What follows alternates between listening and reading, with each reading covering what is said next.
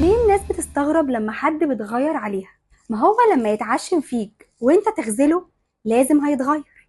مشاعره هتتغير، وطريقة كلامه وطريقة اسلوبه معاك هتتغير، ونظرته ليك هتتغير. لما يقرب ليك وانت برضه بتبعد لازم مشاعره من ناحيتك هتجف. لما يطلب منك السند والدعم وانت حضرتك مكبر دماغك لازم هيتغير.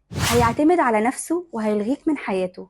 لما يتكلم معاك في أسراره وانت حضرتك بتروح تنقلها وبتستخدمها ضده، ساعتها لازم هيتغير، لأنك مش محل ثقة تماما. لما هو يجي ويتكلم معاك بكل أريحية وحضرتك بتستغل ده وبتعايره في نقاط ضعف، لازم يفكر 100 مرة قبل ما يتكلم معاك. لما تكذب عليه وتسيء الظن فيه وهو ما عملكش غير كل خير لازم هيتغير ويبعد عنك. محتاجين نركز شوية في الفعل قبل ما نستغرب من رد الفعل.